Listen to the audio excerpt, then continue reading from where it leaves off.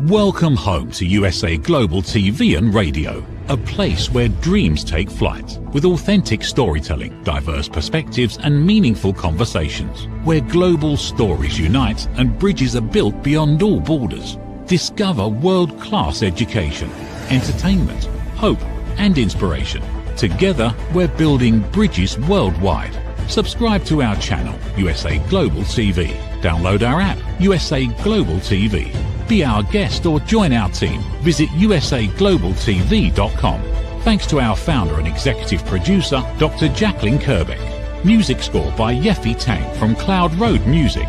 Voiceover artist Mike Porter. Creative direction by Paul Garcia. USA Global TV and Radio. Your home for global connection. All rights reserved. This video and its contents are the exclusive property of USA Global TV and Radio. Unauthorized use, duplication or redistribution in any form is strictly prohibited. Good morning, good afternoon, and good evening. Welcome home to USA Global TV and Radio, where we are proudly celebrating 4 years of being on the air. So thank you so much for everyone who has been subscribing, following, liking, and commenting. We really do appreciate it. I'm Dr. Jacalyn KERBECK. I'm the president and founder of USA Global TV and Radio, and today's show is Talking Heads, and I'm our expert presenter for this topic.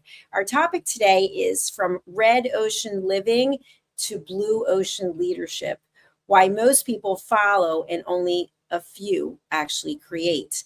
So this topic is based on a business strategy, and I want to give the people who created the business strategy the credit for it. So I'm pulling up their book. The book is called The Blue Ocean Strategy. So I think it was originally written in 2005, and it's been updated in 2015.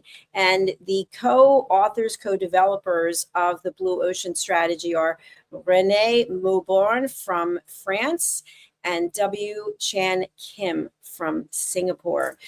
So I learned about this myself at the Wharton School of Business, the Chief Strategy Officer program, which I am currently taking. So let's talk a little bit about it. I want you to imagine a blue ocean. I know where I am, there is no blue ocean right now. And of course it's winter, so everything's frozen. But imagine a beautiful blue ocean and you see one boat out in the ocean. And it could be a beautiful yacht, just whatever it is, it's out there all by itself. And so in terms of my understanding of the Blue Ocean Strategy development, it's basically this boat is out there all alone. It's uncontested. It's in territory and waters that no one else has bothered to probe or don't have the idea how to do so. And to me, when I think about it, I think about Apple. They've created a line of products, which many are trying to get into the market and are in the market, but can't duplicate, replicate, outplace Apple.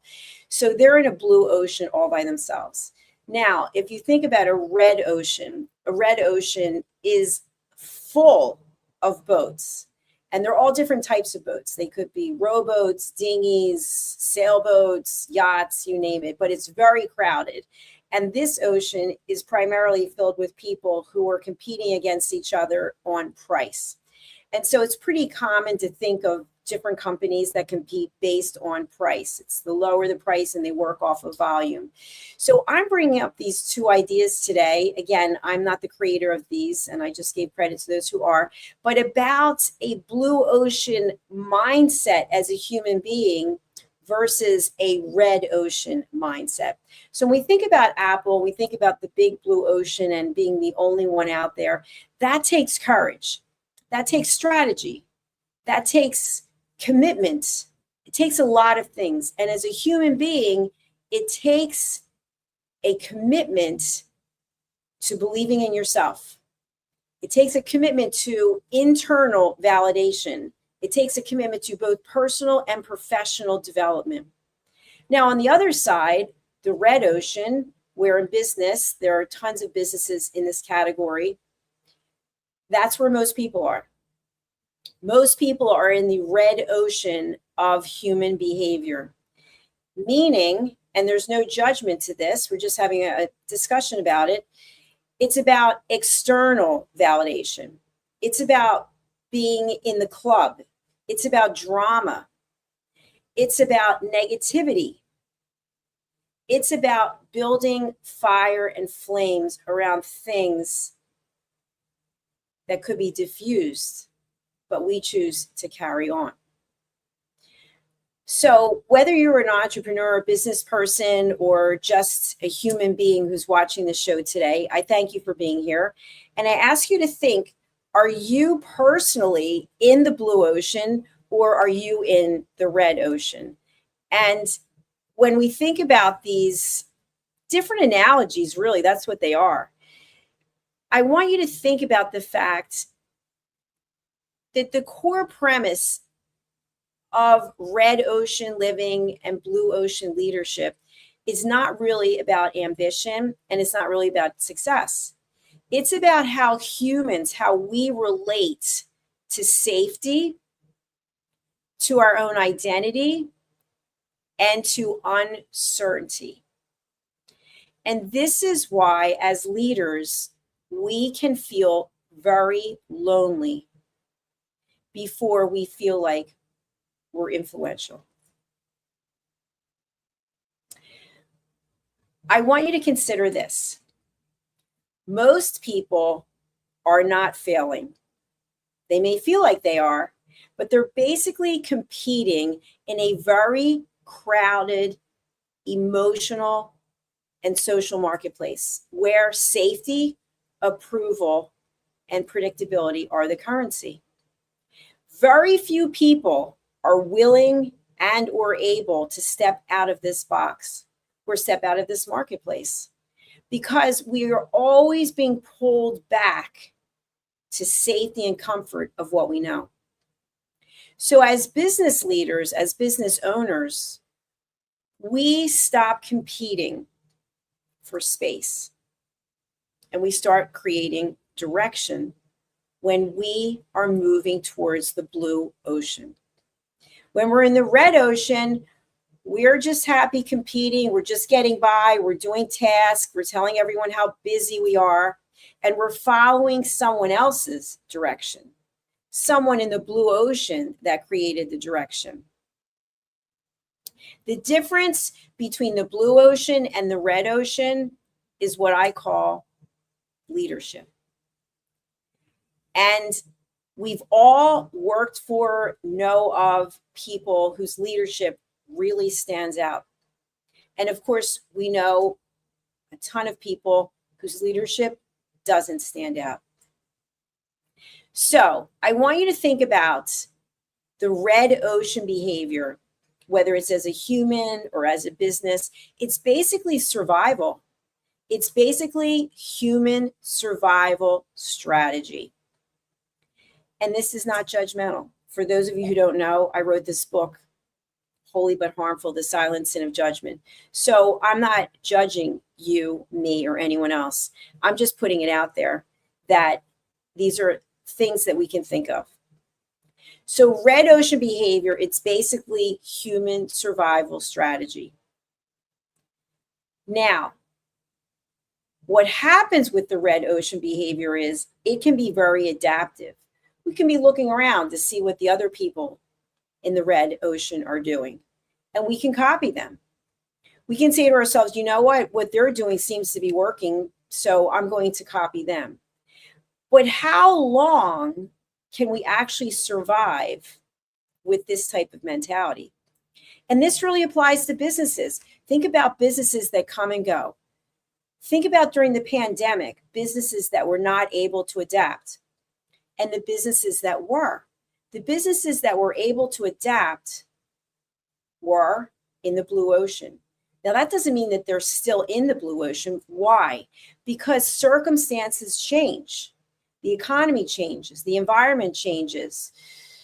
The customer need changes. So it's difficult to remain in the blue ocean unless you continuously have a strategy adaptation. So in the Wharton School and the Chief Strategy Officer program, we were recently asked how long our business strategy was. So it used to be when I was in corporate, write a 10-year business plan, write a 5-year business plan. And so each of us gave what our thoughts were. And so to me, in the television industry, it's 6 months because it changes so quickly. And for those of you who might be younger, you may not remember the time when we had rabbit ears on televisions, and we had black and white, and we had the little knob that you would turn, and you might get 2 or 3 stations. And since then, it's incredible with technology, the transformation. So if I were sitting here as the owner of a television network and I told you I had a 10-year strategy, I would ask you to run, because how can I possibly have a 10-year strategy? I have no idea what's coming down the road. And we've been hearing a lot about AI. And then through the Wharton program, we also were talking briefly about quantum physics. So there are a number of variables that impact our business and what we're doing. But what I can share with you is that if you are in the red ocean, meaning you're always looking to your competitors and trying to one-up them, even as human beings, you don't have your own identity. You don't have your own platform. You're trying to one-up the people in your life. It's not going to get you very far, because it's very easy for your competitor to then have a new strategy.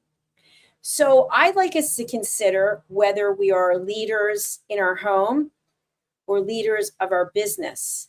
How can we shift our mindset so that we have a blue ocean strategy mindset as opposed to a red ocean strategy mindset? This is where my 3 questions come into play. And so for those of you who have seen me before on Talking Heads or some of my other programs, I have 3 questions that I ask myself before I speak, before I text, before I email, before I post on social media. 1, is it kind? 2, is it necessary? And 3, is it true? If it's not kind, necessary, and or true, I do not say it, I do not post it. Because what we put out there always comes back to us. I have seen people posting negative things on social media, and the first thing that comes to mind, just because I'm a human being, it's not a judgment, is, oh, that's a negative person. That is a person coming from a place of fear. Now, I don't know this specifically because I don't know the person, but that is my immediate reaction. So when we come from a place of fear, in my opinion, we are in the red ocean, just like everybody else. But when we come from a place of love, we are in the blue ocean. We are about peace. We are about differentiating ourselves as human beings. And as leaders, we can differentiate ourselves so that the people we lead want to follow. We can inspire others in our organization to go into the blue ocean in terms of what they're doing for our organization. Or we can instill fear and keep people back. We can run our organization from the top down, from a mindset of fear where people are literally panicked. They're terrified to come to work. They're terrified to quit. They don't know what to do. Or we can inspire people to grow. We can inspire people to share their feedback. We can inspire people to collaborate. When I first got into the television business, I worked at a station that is no longer in business. And I was told, because I had a radio show, that I had to make a choice. I could either have the radio show or I could work at this television station. And by the way, I paid for both. I paid for spots on both, for the radio station as well as the television station. So I thought long and hard about this, and I thought, why would someone limit me from doing what was bringing me joy? And what I realized was the person was coming from a place of fear. And so I had no judgment about that person. I gave the person grace, but I realized that was not a place that I was going to be able to grow. So I chose to leave. I chose to leave. I would still choose to leave. And today I have my own network, not just one station, but a network. And I encourage my team members to go out on as many platforms as they possibly can where they feel valued and where their content is resonating with others. Why? Because as leaders, we do not own people. We do not control people. We lift people up. We celebrate people. We show them the love as opposed to limiting them to their potential. When we come from a place of limiting beliefs, in my opinion, we are in the red ocean. And leadership in red ocean is not the place that I want to be.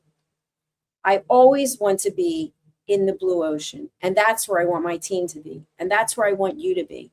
And to me, at the core of it, it comes from a place of emotional intelligence, believing in yourself, respecting yourself, and loving yourself.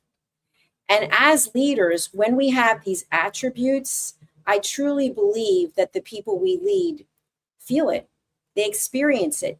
They notice the energy about it. They want to be around it. So, what are some of the things we can do now as leaders if we are in the red ocean? If we are in the red ocean where we are just competing day after day on price, what can we do? Well, we can actually look at a number of things. First of all, what is it that we're offering to our customers, to our clients? Are we offering a myriad of products? What's the return on investment for those products? Maybe we can eliminate some of them. Maybe we can put our core competency, our budget, our time into one of the products or two of the products or whatever it might be. You'd have to do your market research. But think about Apple, for example. And I am an Apple owner. I've got a number of Apple devices. They came up with a concept where all of the devices are interconnected.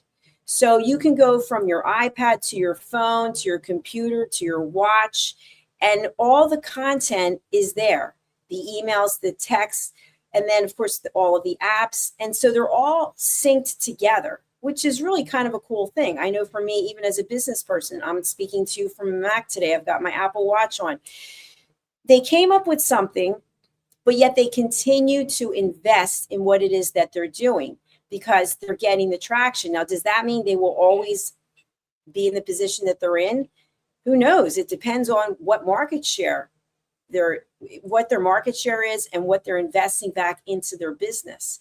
So I want you to think about where your business is and how can you separate yourself emotionally from the business. And this is a tough one because as business owners, as leaders, we're very passionate about what we do. And sometimes we're not able to take a step back because we're so engrossed in the day-to-day business. And by the way, we have a comment. No, I am not AI. I am a real person. So thank you for asking. I'm a real person here. Anyway, I want you to think about how can you take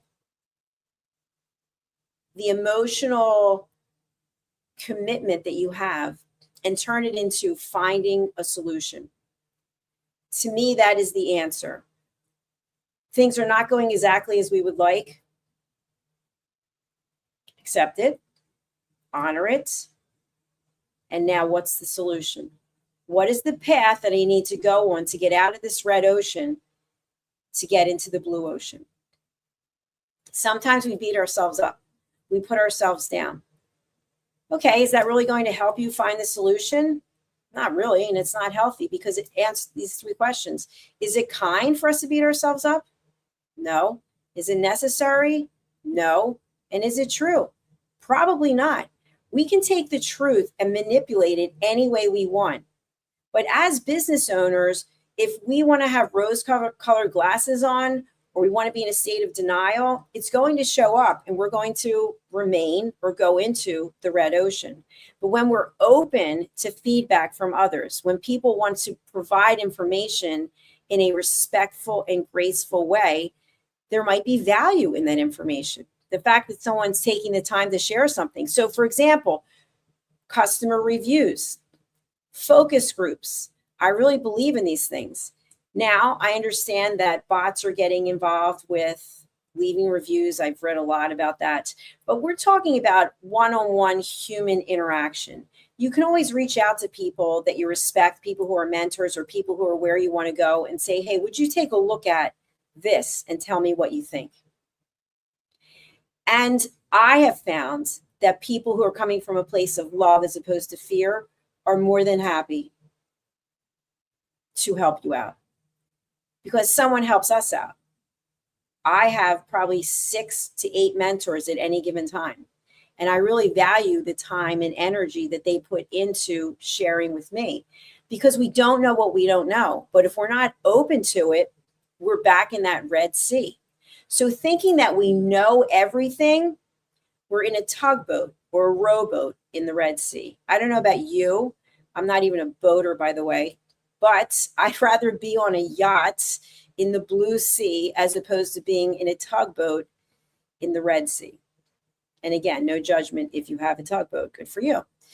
Today's point is all about how can we differentiate ourselves as human beings and therefore as leaders.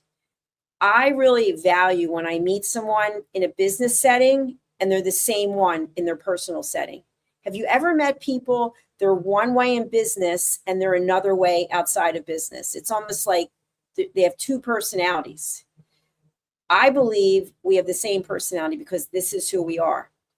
So as someone asked in my AI, no, I'm not AI. This is me. This is me if you met me at the gym. This is me if you met me in this business or if you met me personally. This is who I am. Now, what I truly believe is that we all are gifted, which AI is not. We are gifted with choice. We as humans can make a choice. We can make a choice of how we spend our time. And as humans, that is also something we have in common. We have time. And so how we spend that time is reflected not only actually in our skin, in our behavior, in our demeanor, in our energy. It comes through. And so if we want to be successful, when we are successful as human beings, I truly believe it comes from a place of love and a place of curiosity and a desire to be a peaceful person. When you make those choices, when you choose peace over drama, in my experience, because I've done this, the stress level goes way down. You innately are able to handle situations that you might not have been able to handle before. And I've shared this before, but for those of you joining for the first time, 2 nights ago, my apartment was flooded right before a major snowstorm hit. And the interesting thing is that my apartment was also flooded last year, almost to the day, by the same apartment upstairs. The difference was last year when my apartment was flooded, someone was living there, and this year no one was living there, and apparently a pipe in the wall was frozen and burst. But I had a choice to make as a leader. The reunion show was yesterday, and so the night before, my apartment is flooded. We had the police department here, we had the fire department here, we had maintenance here, and we had the recon guys here. And so I probably had 20, 25 people who were here in my apartment. And of course, giant industrial fans running. So I had maybe 3 hours of sleep, and I still had to go on the next day for a 6-hour TV show. So as a leader, did I panic? No.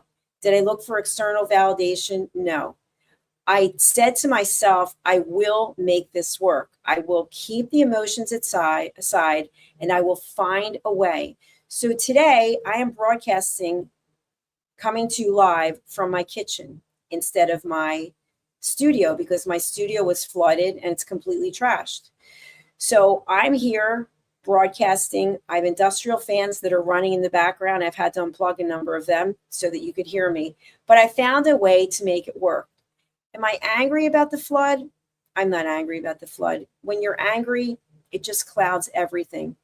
So I want you to think of some of these ideas of how you can move your business, your life, from one of drama, stress, anxiety, and being in the red ocean to one that is filled with love and peace and compassion. I want to thank you for joining me here today on Talking Heads. I hope wherever you are, that you are coming from a place of peace and a place of love. Do join me next week for my next episode of Talking Heads. And please do subscribe to our channels. I'll pull up the graphic. We have 2 YouTube channels, Dr. Jacalyn KERBECK and USA Global TV and Radio. And I would really appreciate it if you would go and subscribe to our channels. Thank you very much. And I'd like to just share, I do have 2 books that are really, I would say, my Bible of elevated listening, because I teach people all over the world how to listen. And one of them is Mastering the Power of Elevated Listening, which you can find over on our Amazon page, as well as Holy But Harmful, The Silent Sin of Judgment, How Hidden Judgments Destroy Relationships and Damage Lives. Thank you again for being here today. I really do appreciate it. We're going to go over and see our sponsors, and we'll be back with our next program right after this. Bye. Is it true? Is it kind? Is it necessary? In a world quick to judge, one book dares to reveal the hidden cost of silence. Discover Holy But Harmful, The Silent Sin of Judgment, How Hidden Judgments Destroy Relationships and Damage Lives by Dr. Jacalyn KERBECK. The Amazon #1 bestseller that's transforming the way we understand ourselves and the way we see others. Pick up the companion workbook to uncover your own hidden judgments and learn how to break free from them. Available now on Amazon and at fine bookstores worldwide. Every woman carries a story of strength, of purpose, of light. Through her courage, the world is transformed. Through her grace, generations are inspired. This is Iconic Women. Within Every Woman Lives a Goddess, a celebration of brilliance, beauty, and empowerment. Join us every Wednesday at 11 a.m. New York, 4 p.m. London time, only here on USA, Global TVR, and Radio. Featuring the iconic Dr. Jacalyn KERBECK, honoring voices that shine across the world. Subscribe to our YouTube channels, USA Global TV and Dr. Jacalyn KERBECK, to watch and engage with all our content. World-class education, entertainment, hope, and inspiration.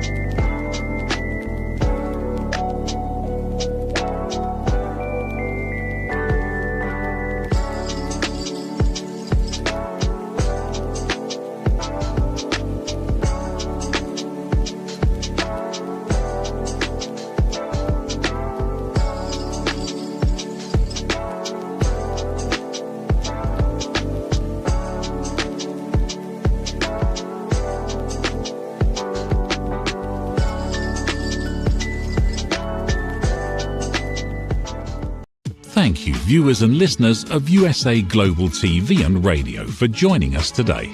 We're honoured to have your time and attention as part of our global community.